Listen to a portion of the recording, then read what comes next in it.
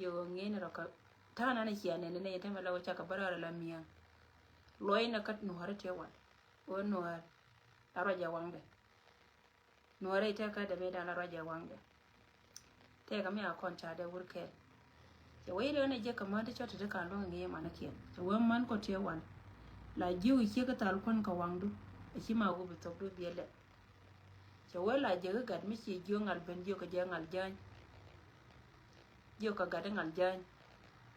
en go ba jo ne je ngal ben mi ci jo ngal jan le nye rien mi chalo go ngal ben go ngal jan ma mi ci wote ka mi ci won mi sini yo ba ido de mi di lo ci wayne te ria ka nyara kan ngi ajen banyo ko lu yema kon re 2026 kon yi ko ko kon chop changam ala rona me rondan gora kala re rona me ronda ka barundu ko jin bijare de la wajen poinde shibete pui mitire pini bijare de la wajen poinde shi kun miki tugdu ele che wud ka jen che wara mikini gode ha ker god mikini ni je ki be moy ka me chal ke choi do ko jen mo wa ka dong de kai win me bai lo nyo chama de ke gorna je gwa wo loina ka ta da ne wan bai la le re wajen ta ge te ka ne mi nga tiang te ka tun wan kan ti gorna ni je wo anwar lo ita ka de an ba chaba barar ba ta mela wo ber loine to kon siati kula benangarar ko jiyo ye wo kon dia ling no kon ala jo wonan ti yen nga yen dia kon sianga ja ko cha barar ta man ko kuido arana te pinre do aran ka yoy tin kon ling kon ka media tela nga ngai chen ko gwar model la wo tela me chen ling tin mono go jen point me wo te ka mo wo joy tin ba barar ka ta la ta ka kon ni won ka ba kon ba brief ka ta na ne che wo kai dunda ma challe ngo ka chala da ne de kon chala da kan dong chika communicate ka ne kon ban ngan mi nyanda wona no gori no de barar ka de yente ka liang ka me lada ka kuido aran bai gyo ma le liam na mano go jen point de cha kon jo kine me che to ko go no go jiran do barar ka mi chi roi ka na tin go ka biya ngai go jen cha to di ka jen cha pen pinyi di ka kui ka mi chi ko na bai jo yen my community ka le go bienne amano go jen point de cha kon loy to agad kon tet ke men ci tan kon gor gwa la mo lar ka je gwa wa cha ne do de ne cha ga ngan cha won ba go yada ka kane de kon te pin ba telephone ke tera ma ci telephone kam ne mi te ka mi ci lore la te ka ko me a moy ka liya ka choi liya ne ci cha wu je bu ka pitwari ngwa ga ma ci ma we gwa liem ne ba ne je ba go ke le la go jen mo we wato wan go jen ba ci na ma ci lore la bi do ran ba te ka mi ci mi benten ta lo ida da dien we ka ga do inga ka community doin ne diala ko ne ci jot ne diala ko ne cha nga cho kan ke mi sinne an ngan ba chara nyoko lun pen che jena ko wo dor mi ci wo ci rai de ci wo je ke ne tan wana kan ci ka ro la wo ci te dien che lo ci lo ba ne kan ka men cha la da wo ko ka je kan man ngan ma chara nyoko mariya do anya dir ye de lo de ko kan so ko kwe ka mi ci ko na we gwar na ga doin gan mar diala ko na ci jot mari diala ci yo no ga ne dial ke dunga me la da ke do nyakin chara nyoko lun pen kamane yen gad bor char te kon te chilo dien jia ke ri te kon ne chala da nya kim we gwar chi duan ben che yo da long me chen kan tan ken kan ka ben gwar me la o kan ka ben ka ye nan cha nga yo telephone ne to wana kan long ne ti dit chi ga yo ka telephone ka me da ne chala da nya kim an cha ngai bare ita ka da ba dung me chera ka mi che ti da kon pal pen ka te dia te kon te la ke nya kim la wo che chi ana kon jol ka we le chet ka me lar ke ba wan ko la we le di dan a shede barara ba duan de ba moy kariya nya dir yet ci loy de jal kariya te kon de cha lat wana me ka ci loy de jal long ka me ci nya kim ja lat ala ni morun ni nya ge ka ni duan yen bor char ke lew ala wo loy de ci loy de ci je ka te cha la de nya kim akala da kon ma le long mun no ma nan ba chara nyoka loy ke ji ba duan nya dir yet loy de ko gogan matana ka media ran la buije ce jana nan nya ndo nda ne dia tan wana kan ma ko la na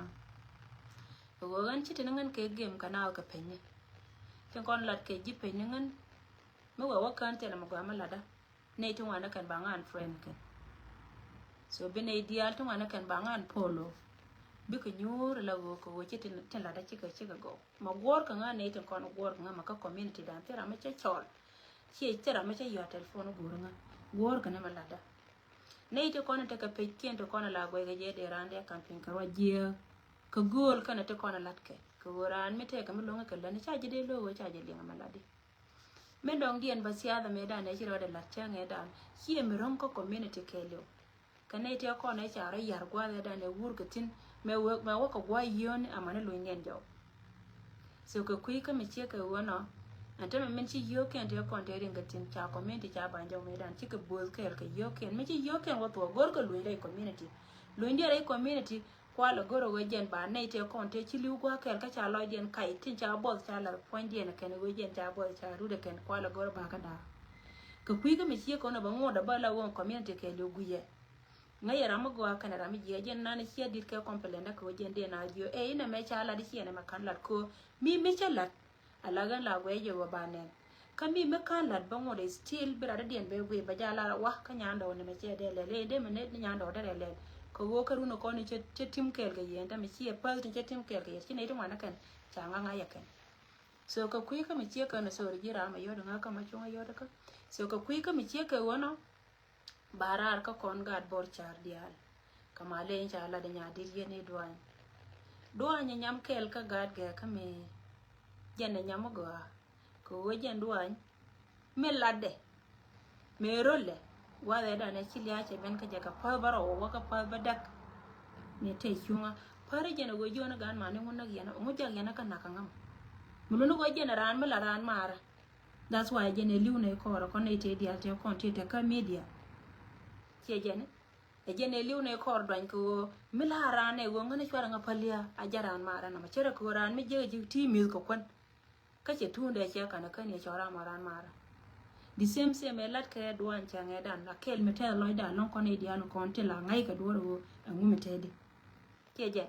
amu go ka duan ko gore je da gan man de lo kan ko jen te gan man che ta karwade lakin kan duan ya ko la ngai ko nyal re te ka de chen cha dong me te kel ka gan man che ja ngai ye won da man te ka ai me te ma ka ban nya ndo ngai man dole bulu no won te me te ka ma lat ke gan mar te la do Shade mai ngai re te ka de makana la ra kan tanki rana jo nyando yi na me chu je la gweje okay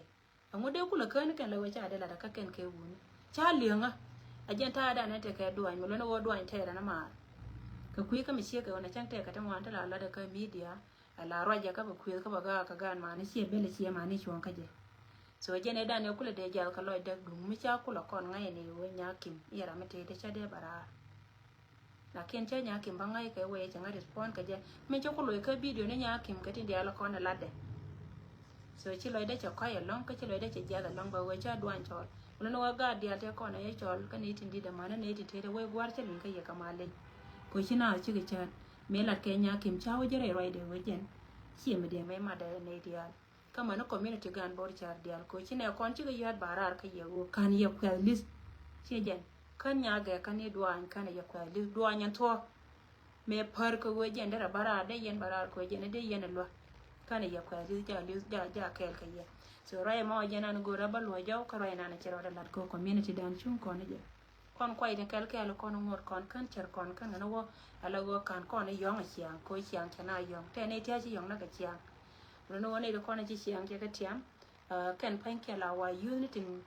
la wa ti ka ran ka char la wa ran ka la ken chi chiang ka ran che tiam ko kui ka mi che ko no my apology ka duan community che jen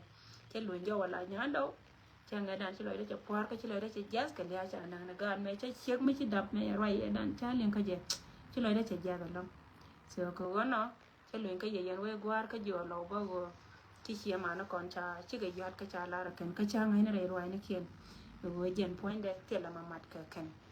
mama ken te kana ite go te chi ba de rien je chop jen changa wala me gan mare da raw bus gar nyedi don mo go in gan mo go long nan ke no do tv ni ke de wan wa de da na chi chui tin jiram kel me te gwa la mo la jele kel ka ko la ti ne ni chang ka jin ramela support mo go ka ko jin panda mo go so ko kui ka mi chi ke wona gar nya mara ti jo happy birthday kun mala te kel ka ji be yipol ka be jere ko run tin wan bana fiscal mano gwa na ci ko ko cha kon latin ma le community dan te ga lia de ya kamrar ka pe de na win mon de ci moro kundi alde ka barar ka jende be jopi birthday ci jopi birthday san ci le de te ga longar nyedi ajin gan ma gwa long alo jen jin gan ma gwa jin war ko jin cha je dab dor me chal ka Greater Fanga ka Youth County ka cha mor cha da bai loko ka kui ka me chia ko na riem no ra ke lu ja ka ji e jin del no re so ka kui ka me chia ko na chila de te ga gen jo ngo chwa nya we to nya ja ka me jo ja happy birthday dear brother wurma bo me chia ko ba she chetas wurma bo me che unity ka ko ba mala yana ne dai loko me nan chia dor me chal ka ko ba cha mai cha ka la pin tin gan me chi contribute lo ka ta ka dor me chal ka bil kai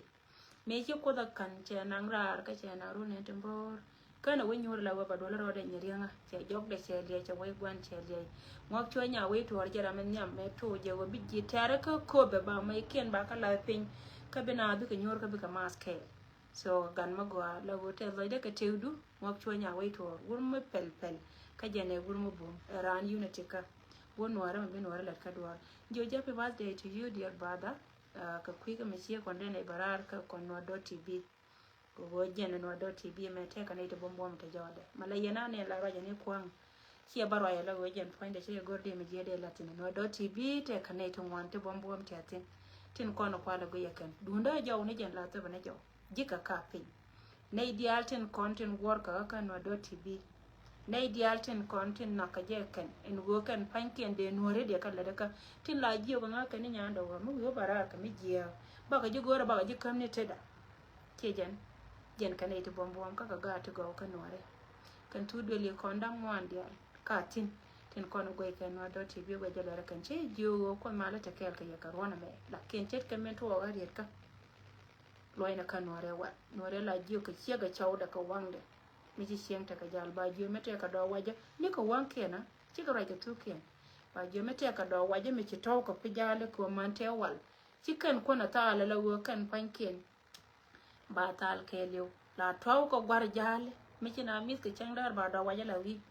duel ci ba gwar ba taw nuore walle dane la jo ka gadangal jan ca ga jo ngal ben jo ka gadangal jan mi jin gan me pel mi ci ho ngar đi chàng nó vô ngặt dân bảy bên đen cái đen gì kia bảy đuôi tiền nó cái quý cái mình chia cái nó nó rẻ quá luôn này chuyện cái Rwanda để chôm để riêng nó này trả lại đó nó gạt cho anh vừa Rwanda mẹ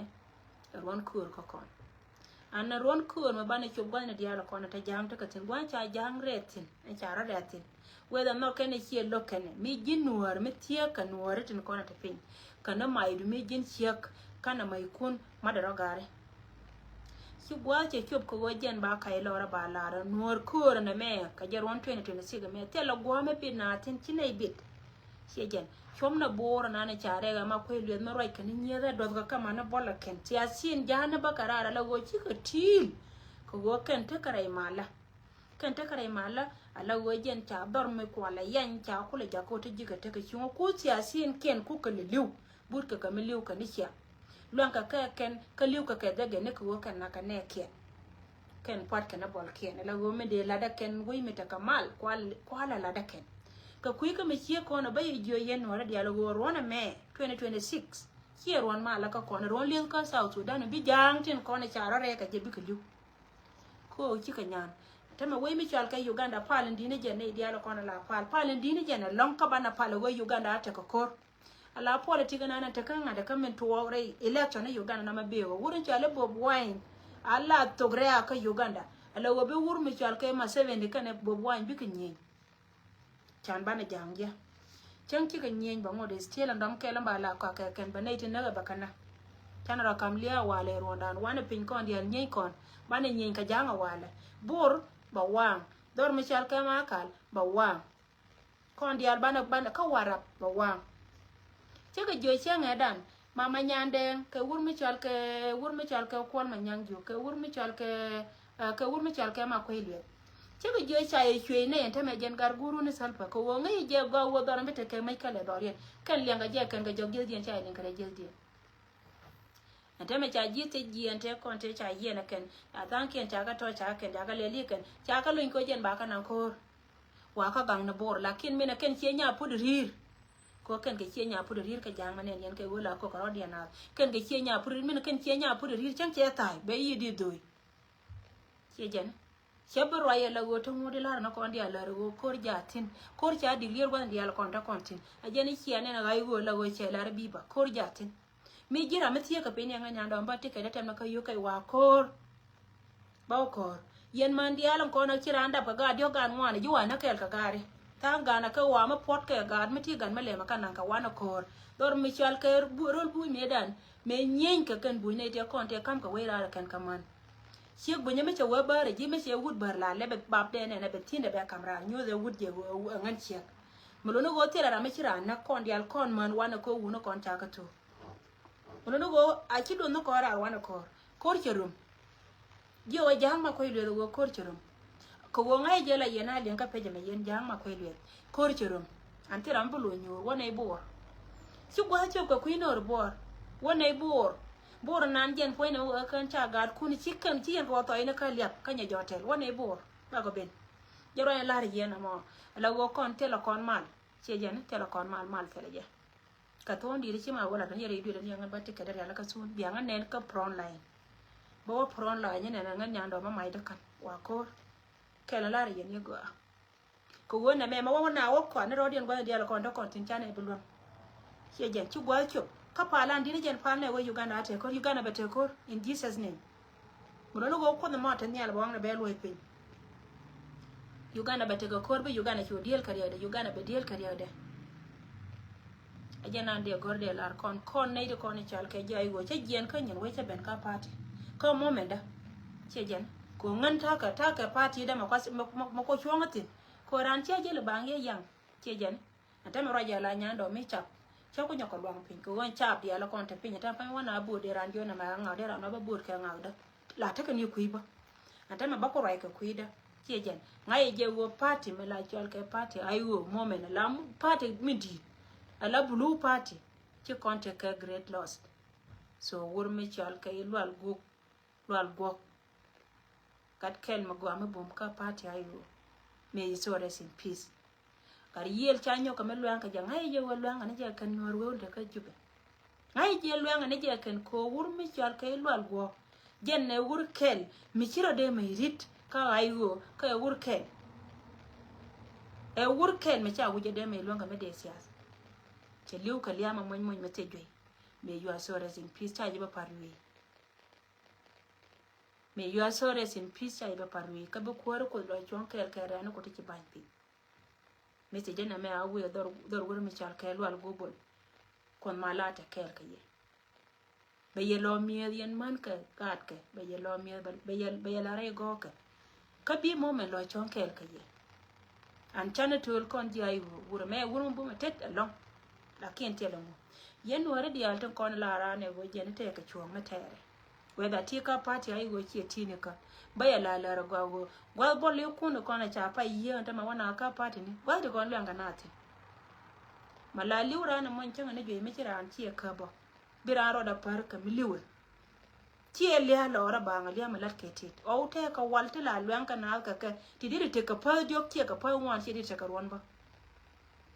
ante me liuna ne chi an ka liya mo me la pena na re kulli shi ai blood pressure ka ce sokar mina na ka South Sudan ngan ba ya la ro yen ti da rodun ka gwal to ko la jel yente ramana rana ta me shi ramanan kara ramana ji ran ma rado me cha ta da moy ka me dum tin me cha la ta da shi ma gurjanga nana me ci ro da la tenga dan ka ci wur me cha shi ta fakir kana by president ne wur me cha ka wani ga ambol guy ka South Sudan wani ga mi ci ran ne turi dia na ma kana shi ta fakir ma yadi du ya nganya ndo me cha ne ci lo da ci jaga lo ko yo ta ko ju bal ma ya chwa wani ga chwa ku lo moy ka yo shi ma nya dan ki wuju ku lo gong nyal shi ka man pala ma kap kom ala wi ni na ku le ra cha ku lo moy ka ti to ai xiang me chal ke ma yan ki wuju chom nyal shi man pala ma kap kom taro ka ken ko no gurke the same ta jana la ka ya bayan siyasi ne kon dare wi ka South Sudan li adun te bete ka pa ba yesu aga ni yana ire kon chal ken ire tar ka chuang pala no ro ne ken kon ro ne ken ya la kon cha ga to me te ke li me li adian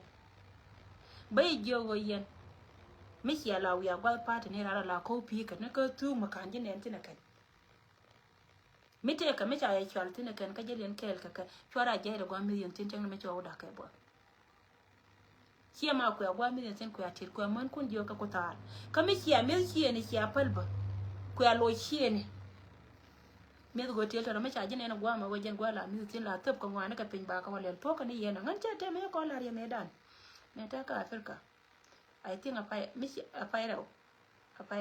che jo te ka gwa mi ka dwar tin cha wa ko na cha na kor mi ka dun 2013 cha ne binyo ala ri ka la lo ya jo tin biya ko nyo ko me len yen ka cha na kor mi ka ko 2013 cha ne binyo dum do go jen ba na kor me ba ne ter ma man ko cha man ken jo mi ka su ko hotel me le ko hotel ka ngai je go na ma yen wa go ro de me billion na wa ko go ngai ka je go cha wa we ye ra me liu ka put poison tela ram bi go tela con justice tela ne de ba na ka ba kan tela we mi ka yani we nan jen tela cha security de tela je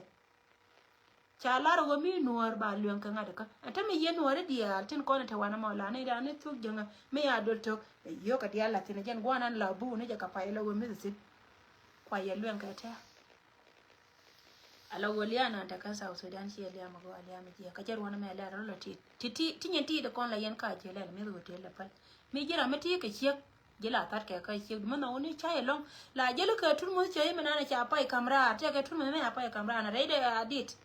la le cha de ai cha du la kwa ya la ka ba la tin mi chi wo gwa mo bi gu ja wi le bi ma mi no ni cha long ya tu ajen do ka le cha la ka na ma wo jen ba ya tu ka je so kon chana take grade loss kon ne kon chal ka IO party ci kon take grade loss wandan ka gadan ka damandan mi ci ko ter ka kon ke damandan ma go along lol gobol ci ter ci ka dit anta loy de ka diaw ka nak lol ko wajen ka ne moy ka joy liwo ne ka liana na tuna lian to ka ne politician ko